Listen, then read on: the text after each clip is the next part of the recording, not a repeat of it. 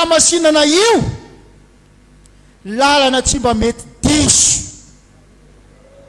tsy mety diso ry havana, aza elana, aza modina tsy hita, oka tsy nitombotsoa ranofontsika no anakalozantsika an'izany fahamasinana izany, fa tsy isy tahaka an'io, fa mihoatra lavitra noho ny vola sy arena ny fahamasinana, satria hahitantsika ny voninahitr'Andriamanitra zany, hahitantsika ny fankasitrahan'Andriamanitra zany, ahafahantsika miditra any amin'ny fiainana mandrakizay zany.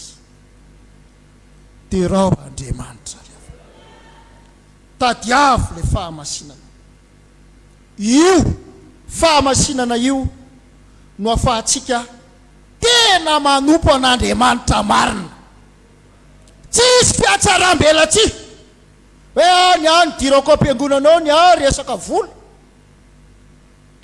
ny any antony vavahako, ny any ny voky, ny kiboko ihany ny aho, tahaka an'ireto oloreto rehefa mitady an'i Jesosy izy, raby eo taizaka ianao tsy hitanay, valiny Jesosy hoe lazaiko aminareo marina dia marina tokoa, mitady ahy ianareo,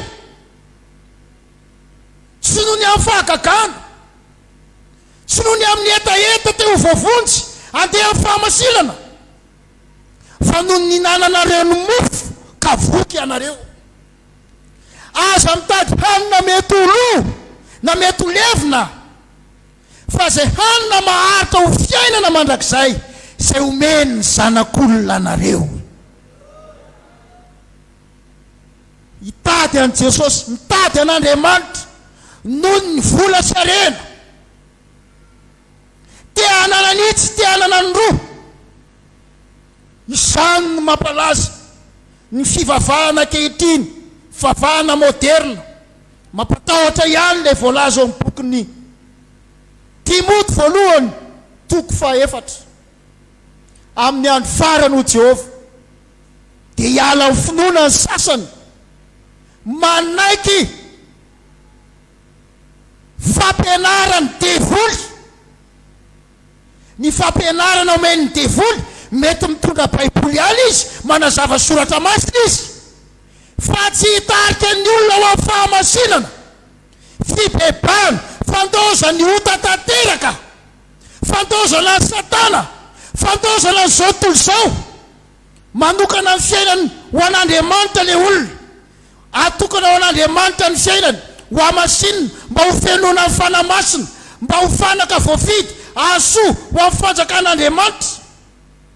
Ny fampianarany devoly tompoko dia tsy hitondra anao amin'ny fahamasinana, tsy hitondra antsika amin'ny fahamasinana anao viana, ary izany mampatahotra sy mampangovotra mihitsy amin'ny fiangonana misy atsika amin'izao fotoana izao, fa maka tahaka amin'ny fampianarany devoly isika ka miala amin'ny tena fahamasinana.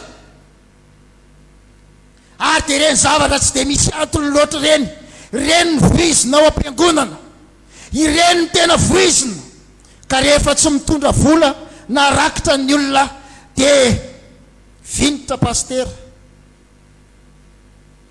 oriavano, andro farany izao, ripino, ry fiangonana Jesosy mamonjy eo, aza mitady ny hanina mety ho levina zay vetivety ihany, fa ndao tadavintsika le hanina maharitra mandrakizay, hatonga an'Andriamanitra hiaraka amintsika. Io lalan'ny fahamasinana io, zay mandeha amin'izany tsy ho diso. Mampalahelo dia vitsy no mba mangetaeta an'izany, vitsy no mba manao hoe Tompo, hamasino ny fiainako, maharikoriko any ny zavatra nataoko teo aloha, tsy tiako hivererana tsony ny fahotako rehetra, te ho mpanomponao aho, te ho feno fanamasina aho, tiako mba ho ampiasainao Tompo. Fa vitsy no manaraka izany fahamasinana, manana etaeta, fa maro ny tsy te hanaraka an'izany lalan'ny fahamasinana izany. Zava-doza hoy ty mpanompon'Andriamanitra anankiray raha mitantara izy, naalala fiangonana ozy izy, fiangonana pentekôtista. Mampalahelo ny fitantarany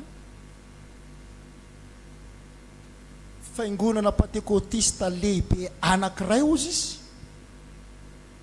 eo ambany vahoan'ny Satana ny fiainana zany fiangonana zany. Tsy Andriamanitra fa i Satana, izany ozy izy no nianjato tamin'ny fiangonana io.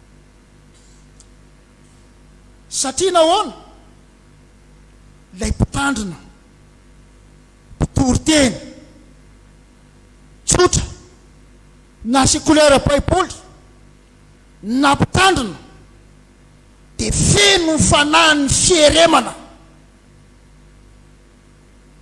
ary feno fahasiana ozy ny fitantarany any azy, ary napino hoe tsy mety miala amin'ny fijangajangana, maloto ny fitondratena, feno fahalotony ny mpitondra an'izany fiangonana pentekôtista izany. Efa afaka elaela kely ozy izy dia io koa matovaty nosy fa nanao zany fomba ratsy zany ozy. Mampalahelo zany raha lasy anabavy, samy maloto fiainana, na ny mpitandrina na ny vadina, samy nanao. Avy eo fivavahana amin'toy ihany nampidiriny izy ireo tao am-piangonana ny fampianarana momba ny atao hoe fifandraisana samy mpiara-mivavaka. Dia nanangana izy fampianarana, fotom-pampianarana mba ho arahany daholo be, napiditra fampianarana momba ny mandrisy. Dia raikitra fa lasa fotom-pampianarana iainana hatrany hatrany ao am-piangonana. Rehefa atao ny hira dia alefa ny mpitendry dia fitendrena mandihy, dia mandihy daholo ny ao am-piangonana. Dia alaivo saratsaina amin'izany fa izao ny zava-doza nitranga ny seho tao amin'izany. Rehefa nampidirina ny fotom-pampianarana momba ny fandihizana dia asaina mifampijery, mifampibanjina ono ireto olona ao am-piangonana samy maka partenera avokoa. Dia asaina mifampibanjina amin'ny masony, mandra-pahatonga ny fanamasina ozy, fanamasina ono fa rehefa mibanjina eo, fampibanjina eo ny lehilahy sy ny vehivavy zany dia avy amin'izay ny fanamasina amangy, ary eo amin'izay dia mifandray amin'izay ny mpiara-mivavaka ao amin'izany fiangonana zany. Inona mivokana ozy ianao? Taoriana kely dia ny mpivavaka tao amin'ny fiangonana nanjaka ny fijangajangana, ny fanakalo vady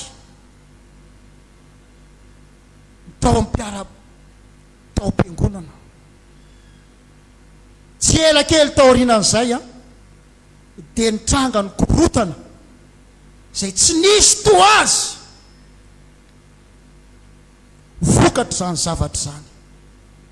Ny zanakalahin'ny mpitandrina, ny sarabady, ny zanakavavin'ilay mpitandrina, ny sarabady lasa nanaraka lela hafa tsy vitsy tamin'ireo mpino tao am-piangonana no tratrany famoza-po ihany koa no nifandozan'ny vadiny azy tratrany fikorontanatsaina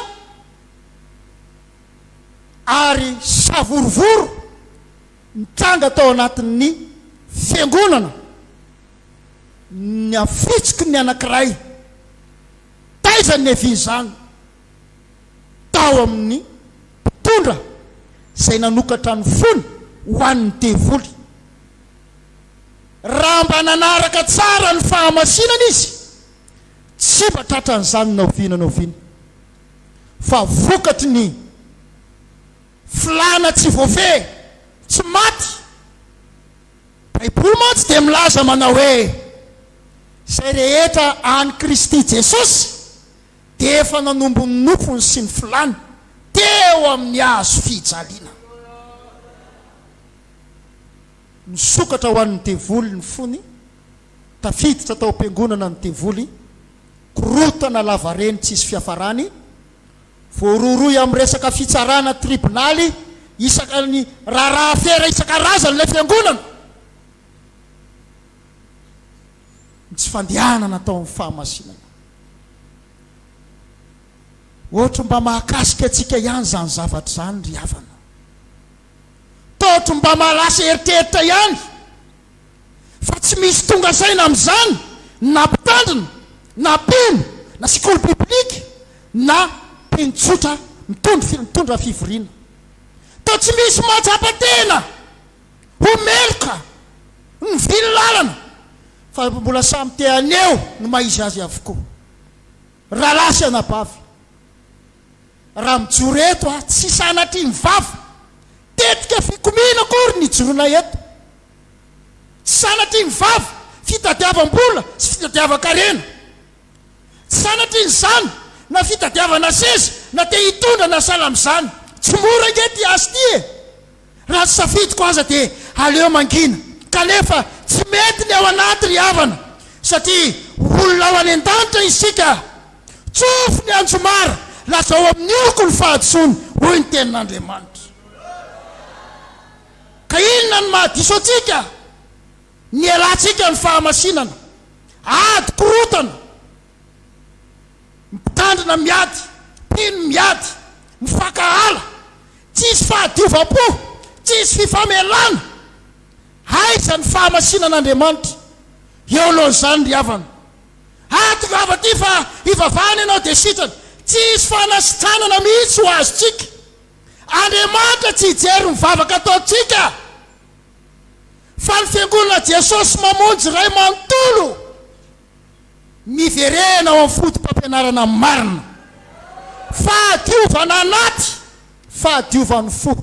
Andaotsika hiverina fa ilaitsika ny famangin'Andriamanitra atsika. Raha hita eo amintsika ny fahatsiarovatena, tena diso a pastera, hoy mpitandrina, tena diso tamin'iny e, fa nendrikendrehany zany e, tena ranga nataoko e, firifiry mahazo laka atao amin'ny fiangonana amin'izao fotoana izao, ny tsao sy ny tena langa. Zavatra tsy fanaotsika zany, zavatra efa nilozantsika zany. Mahazo vana atao amin'ny fiangonana ny langa sy ny fitaka. Ka rehefa miresaka dia misy langa, misy langa, misy langa. Andriamanitra kosa no hijery ny fivavakantsika eo alohan'izany. Tena azafady tompoko miala tsiny fa tsy fahamasinana zany zavatra zany. Io fifamaliana ady ao am-piangonana io, tsy fahamasinana zany. Zanak'Andriamanitra ngentsika nampianarina mba anginy handefitra raha misy te haka ny lambanao ozy meo azy ihany zany. Raha misy mamely ny temaina ny takolaka ao akavanana dia omeo azy koa ny akavia fa aza dia hoe iny any ny akavanana, iny ny akavia, vita zay ny an'i Jesosy fa dia hifampitana amin'izay tsika. Izy elany somafy azafady amin'ny fiteny satria tsy mba fiteniko taloha zany ela zany. Tafiditra ato am-piangonana tsy mifanaja ny fiangonana sy mpitandrina, ny fanao ela teny tsy motona, tsy fahamasinana, fa raha mbola izany foana ny mbola iainantsika ry havana dia lany andro fotsiny tsika mivavaka eto fietsiketsehana ivelany fotsiny io ny fo ratsy fanamasina tsy ao miataka Andriamanitra ary tsy ho ela dia ho ravitsika ho potika itsika fa mba iarovana ny fiangonana ny fiainam-panahy fiangonana tsy ho rava miverena ao amin'ny fahamasinana ozy Andriamanitra hoe tiako nareo mba hiverina e dia zao manaova fifadikanina tsy mampanininy zany fa ho alohantsika ny vidiny raha izay ny fantan'Andriamanitra fahamerenana ny fahamasinana indray andaotsika anety tena hiaiky ny helikitsika hiaiky ny fahadosotsika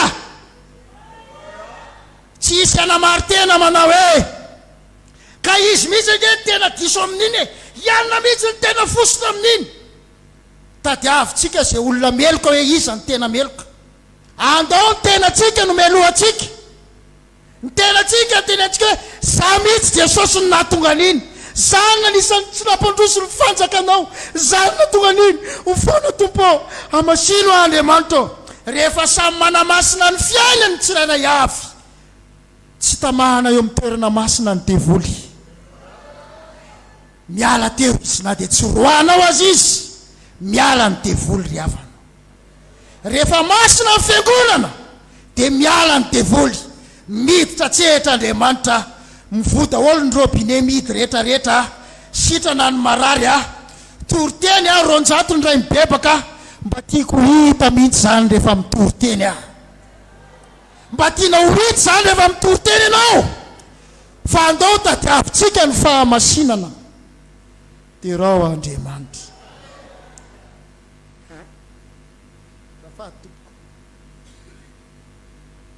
rava tanteraka zany fiangonana pentekôtista zany tsy hita tableau tsony tsy hita trasy tsony ilay mpitandrina hafa baraka tanteraka ilay fiangonana menatra tsy mahasahy mivavaka tsy mazoto mivavaka tsony ny olona gaga tsika fa taloha mazoto mamonjy fotoam-bavaka ny olona mitoditody mitady an'Andriamanitra tena mila an'Andriamanitra eo amin'ny fiainany fa amin'izao fotoana zao zara raha mahita olona mivavaka mafanafo mivavaka ao am-piangonana mamonjy fotoam-bavaka ao am-piangonana azo isaina amin'ny ratsan-tanana fa inona loatra re Jesosy ny nahavoanay inona loatra re tompo tena tsy mahomby zahay fa inona ny antony aiza ny lesoka ny loza nareo ny fahamasinana ho ny tompo ny loza nareo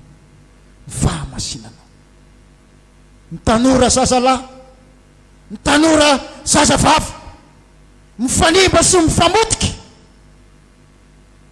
tahaka ny fahalavon'ny Davida nanora taratasy raha tovovavy any amin'ny tovolahy manananaka votelo volana azo taitra raha zazalafahoany tsy zanako zany fa ianao no naditra ianao mihitsy no voasaringotro zany raha maloto zany ny tanoran'i Jesosy mamonjy ny fiarakerahana lasy vavy fiarahana mihira sy fiarahana tsaiky sony ilazana azy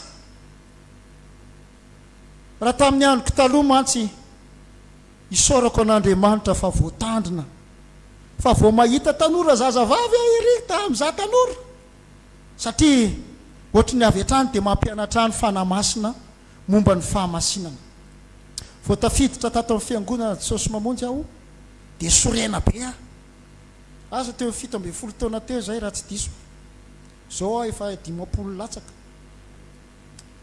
dia inona koa ty fipetrahana tao am-piangonana ty ozy tao mitokana ny lasy tao mitokana ny vavy tena tsy azoazoko mihitsy ty tsy azoazoko amantsy sy nisy olona nitaona niditra tato tonga dia nandeha azy nety ny fanamasina tao akoron-drano tao tena tsy azoazoko ty plasy ty ozy le devoly ao anaty ozy lay filana ao anaty tsy azo azo ty mialata eo dia ozy tokoa ataotrany tsy mety koa izy zany fa rehefa nandinika dia nampianariny fanamasina hoe jerenao nefa na dia ny any amin'ny any amin'ny toerana rehetrarehetra any izy mitokana ny trano fivoanana ho an'ny lehilahy na ho amin'ny vehivavy.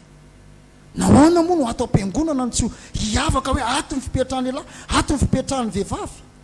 Nanomboka teo dia napetraky ny fanamasina tampoko le izy.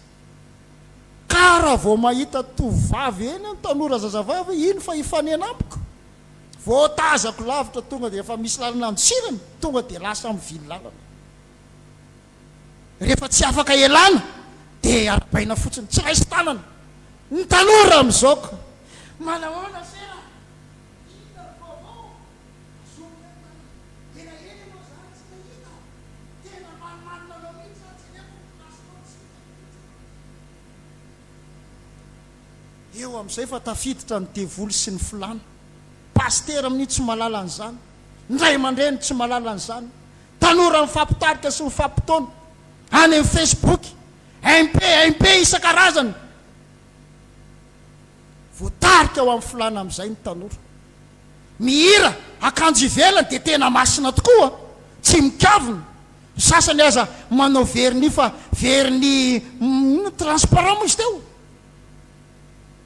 Tsy fantatra ao zany mihitsy izy fa efa misy ajejona ao anatiny, efa misy filana ao anatiny.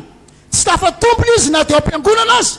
Raha tokony olona hivavaka sy hitaraina amin'Andriamanitra mba hamonjy hofanana izy, mivoaka miditra amin'ny fiangonana, hijery tovolahy, hijery tovovavy, mivoaka makany vesy tsy dia hita loatra izay hivoahana amin'ny fiangonana. Fiangonana efa hita isanandro. Ny vavahana atony eka dia hoe hitady famonjeny, tena hoe milanao Andriamanitra. Zay no tongava anato. Tsy ampidera fitafiana, tsy ampiseho bika sy ny sisa, fa tena hitady an'Andriamanitra tokoa. Dia rao Andriamanitra fa ny tanora amin'izao famotika sy mifanimba, miady hatramin'ny ray aman-dreny.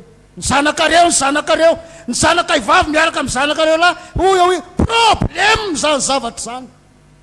Tsy mitandro fahamasinana. Ny tanora lahy, ny tanora vehivavy. Miezaka ihany Davida anafina an'izany faotany zany. Loza marina fa tratra androany. Tratra hoy Davida. Niezaka nanodikodina ny fiainany teo izy. Nieritreritra fa tsy nanao an'izany izy. Dia nanao tetika. Zany zao ny zavatra ataon'ny fiangonana ankehitriny. Tsy mety miaiky, tsy mety mibaboka eo anatrehan'Andriamanitra hoe tena be voka zanak'olona aho. Tsy mety fa mbola te hanaritsarona n'izany faotany zany ihany. Ndeha atsy makaty Oria etita. Atsy makaty izy. Manahoana ianao zay rahalahy? Manahoana ianao rahalahy? Manahoana ny ady any? Voninahitra amin'Andriamanitra ozy Oria etita fa resy ny Filistina. Fa tosika vavalo resy, tena momba antsika Andriamanitra. Ay tsara zany rahalahy. Ndana amin'izay raha mody any an-tranonao ankehitriny. Mody any an-tranonao. Ao any misy an'ilay problème many any tokantranon'ny Oria etita.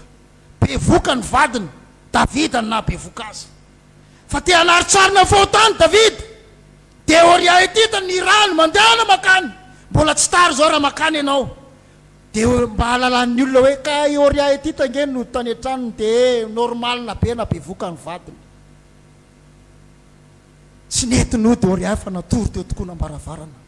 Tena inona rety fa hotratra eto izy Davida. Ny lalana antsirany Davida tsisy ahafahany mandositra. Tratra izy. Inona reno atao? Ny tambatambazany raha lehilahy dia nampisotro ny toka. Dia zany ve ry havana? Fomba ny zanak'Andriamanitra ve zany? Mampisotro toka olona. Mpivarotra sigara, mpivarotra toka. No mamony Oria etita. Ndana amin'izay mody. Efa malazolazo iny hoe dia ny asa tsy haiko inona ny hira tao. Mamo le zanak'Andriamanitra, mamo. Pino mampisotro toka pino. Misotro toka any ambadika any. Tonga ato am-piangonana. Dia ohatran'ireny rahalahy rery ihany mihetsika tondreny zanak'Andriamanitra eny ihany. Fa ny fo efa maloto nanjakany devoly. Misotro toka. Ny sain'i Davida efa ratsy dia ratsy mihitsy. Tena atao ao ny Oria etita. mbola natory teo tokoa nambaravarana ihany izy farany zay le tsy fahamasinana tao am-pony Davida amon'olona amin'izay izy novonony akolaka ory ahety vonoy ale façony amin'ny ady mafo izy rehefa maty izy a dia mivany olana fa hoy ny tenin'Andriamanitra manao hoe tsy sitraky Jehova zay rehetra nataony Davida ny fahadianina 7 andro mba hamelomana an'ilay zaza fa ady zany nanohatra azy ny zanany te hamono azy Absaloma ny ady ny zanaky Davida problème zany vokatra io fahotany io ihany tsy fahamasinana tao am-pony Davida fiafarany dia niaiky any izy mifarany dio visopa-mba adio avelao ny eloko Andriamanitra ampidio ambiko ny fifalian'ny famonjena toany fanamazoto any zay sisany azony Davida ny fibebahana ny fiverenana amin'Andriamanitra rery ihany no ampilamina ny zavatra rehetra fa raha mbola manaritsarina ny zavatra efa fantatra fa diso mbola atao ihany mbola tohizana ihany efa fantatra fa tena ratsy tsy fahamasinana mbola tohizana ihany izany no mitondra fahafatesana sy faharavana fahampitena eo anifon'ny fiangonana ry tanora tian'Andriamanitra marina ve ianao te ho vavontsy marina ve ianao tandrovo ny fahamasinana raha mbola tsy tonga eo fanambadiana ianao arovo ny tenanao ho madio mandrakariva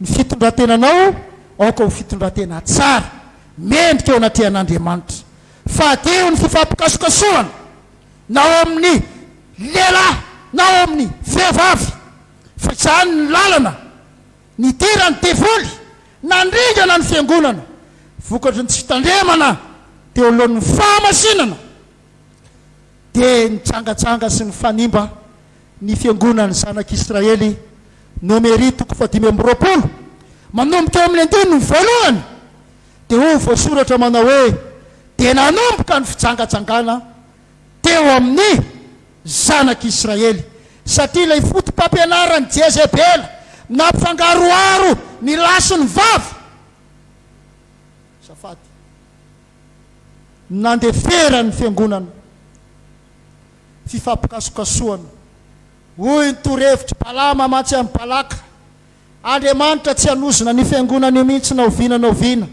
ninino nataonao ry Balaka dia efa fitahina nefa nitahin'Andriamanitra ny fiangonana io ary ny fanozonana rehetrarehetra dia nampidian'Andriamanitra ho fitahina ka tsy vitanao ny andresan'io tsy vitanao ny anapotika an'io fa zao sosikevitra omeko anao aza atao hoe za no miteny aza atao hoe za ozy Davida aza atao hoe za no mibaiko anareo ry joaba fa ianao no mibaiko fa aza atao hoe za le izy aza atao hoe za tandremo aza atao hoe za fa zao alefaso eo amin'ny Israely ny vehivavy tsara tare indrindra eo amin'ny Midianita ozy azo antoka fa rehefa tafiditra reo ry vehivavy reo na dia tsy hivavaka fotsiny azy izy fa dia hoe ao am-piangonana mamonjy fivoriana fotsiny mifampikasokasoka ao ohatrany tsy azoazoko zany tsy azoazoko zany fiainako zany raha tsy eo raha frera tsy azoazoko zany fiainako zany raha tsy eo raha sera ohatrany tsy mety zany fiainana zany raha tsy misy any rasera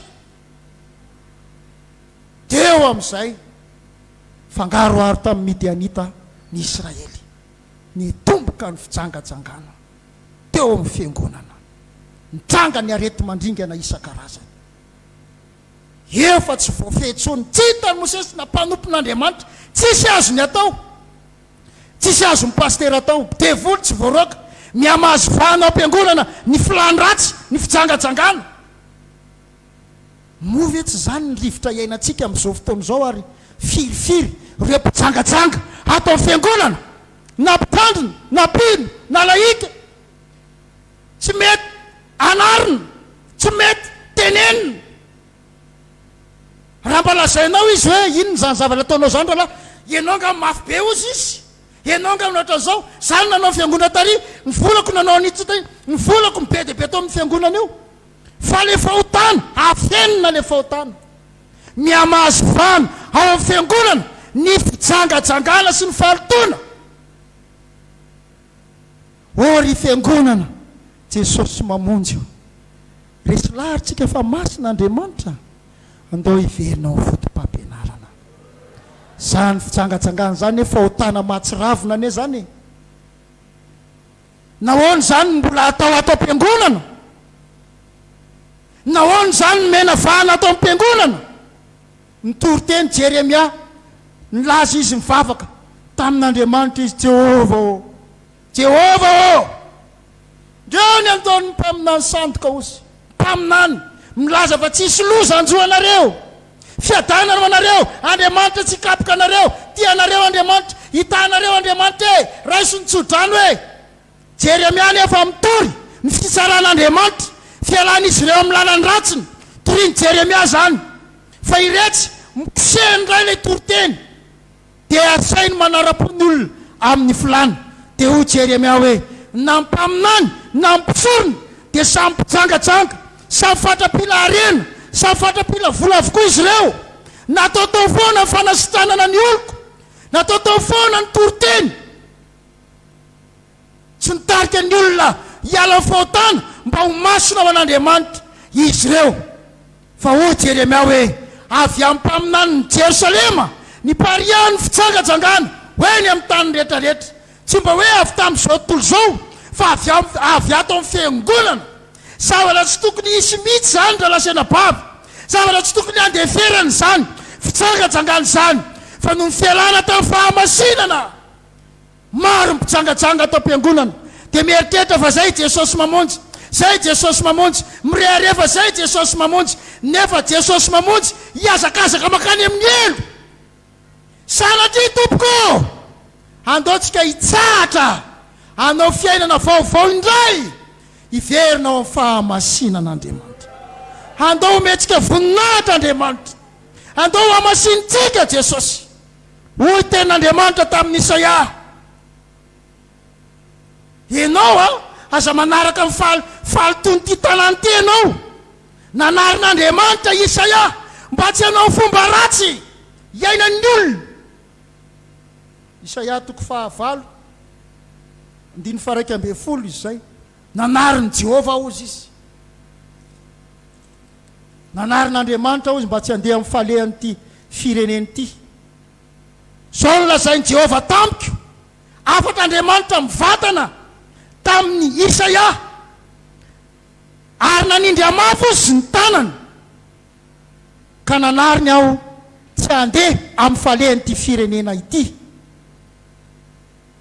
vetaveta fiainana teny ratsy teny tsy montiny tsy fahamasibendry fitaratra dia fara lasa fanaon'ny olona ka rehefa misy ady kely miady kely ny pravavy ato votoriko any amin'ny tribonaly ianao vao mihetsika kely dia efa tribonaly atsaro amin'izay ty tribonaly tsika ty fa andao hitady an'Andriamanitra tsika hitady ny fahamasinana tsy vaolana zany mety misy ilana tribonaly satria ny fiangonana mbola association ilatsika ihany ny fanjakana araka ny rariny sy nihitsiny rehefa misy taratasy karakaraina momba ny fiangonana fanavozana ny sisa rehefa farana ny taona ohatra dia mety misy karazana fanavozana taratasy ohatra dia mandovoly ianao tsy olana zany fa raha vao resaka ady sy tombontso ny tena manokana hoe toriko raha any na fananao an'izao tamika fa inona ary ty ryavana dia olona miady sy mifanditra nefa pino samy voavonjy samy voavela eloko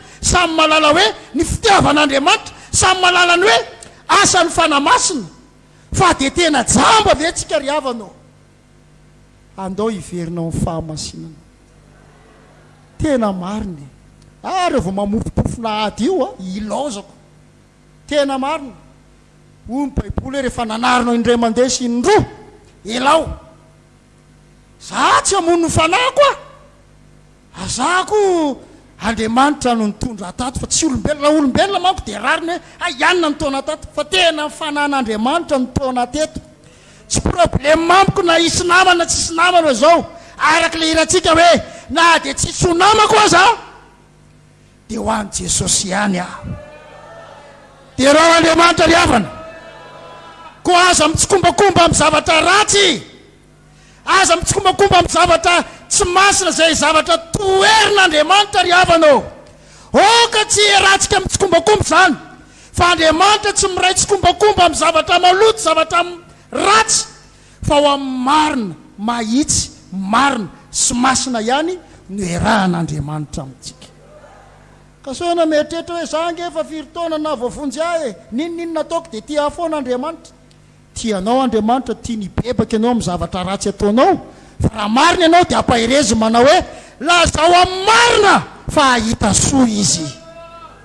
Dia raha Andriamanitra ny amin'izany koa averina ary tsika riavana ny amin'ny fotom-pampianarana na Jesosy mamonjy any Jesosy mamonjy raha hatramin'izay hatramin'izao tsy miova Andriamanitra. Andeotsika hiverina ao amin'ny fotom-pampianarana momba ny fahamasinana, tsy mahafaty antoka antsika izany. Maly dia mba nanatrika mariazy aho, za dia tsy mba fombako niany hoe mampifanoroka mpivady rehefa masinina, na any amin'ny gâteau io na ao am-piangonana. Nga izy ty any amin'ny commune, na any amin'ny commune aza dia teneniko mihitsy le mpivady kely vao tandremo aza mifanoroka mihitsy nareo amin'ny molotra, fa raha mitady an'izany izy dia nitakolaka reo mena,